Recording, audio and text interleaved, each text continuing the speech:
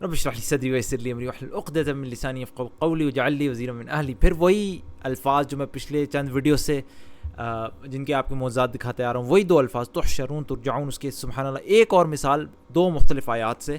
ایک سورہ نمبر 5 آیت نمبر 96 جس میں اللہ سبحانہ وتعالیٰ فرماتے ہیں اعوذ باللہ من الشیطان الرجیم الیہ تحشرون, اور بچو اس خدا کی نافرمانی سے جس کی پیشی میں تم سب کو گھیر کر حاضر کیا جائے گا, یعنی سب کو جمع کیا جائے گا. جبکہ سورہ یونس آیت نمبر 56 میں 56 میں اللہ سبحانہ وتعالیٰ فرماتے ہیں وہی زندگی بخشتا ہے, وہی موت دیتا ہے, اسی کی طرف تم سب کو پلٹنا ہے. تو یہ الہی ترجعون, اب کہا جا سکتا تھا, اس آیت میں کہا جا سکتا تھا تم سب کو اسی کی طرف جمع ہونا ہے, اور اس آیت میں کہا جا سکتا تھا اللہ سے ڈرو جس کی پیشگی میں تم سب کو جس کی طرف لوٹ کر جانا ہے.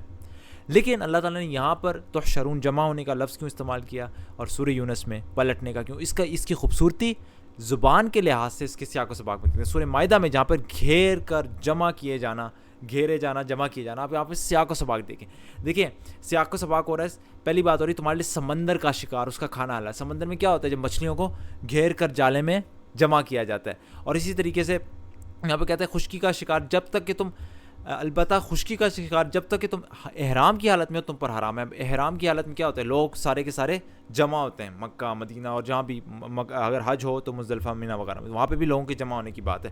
اور پھر آگے اللہ تعالیٰ نے کیا کرا, اللہ تعالیٰ نے کعبہ کو لوگوں کے لیے اجتماعی زندگی کا قیام کیا. کعبہ وہ جگہ ہے جہاں لوگ جمع کیے جاتے ہیں. اور پھر قربانی کے جانوروں کا ذکر ہے, وہ بھی سارے کے سارے یعنی کہ گویا بھیڑ بکریاں ایک ساتھ جمع کی جاتی ہیں. تو جہاں پہ کانٹیکسٹ سارا زبان کے لحاظ سے چیزیں جمع کرنے کا ہے, سمندر کا شکار ہو گیا, لوگوں کا احرام کی حالت میں مکہ مدینہ جا کے, مکہ میں خاص طور پہ جا کے جمع ہونا, اور پھر قربانی کے جانوروں کا, یہاں پہ ساری چیزوں کے جمع ہونے کا ذکر ہے, گھیر کر جمع ہونے کا.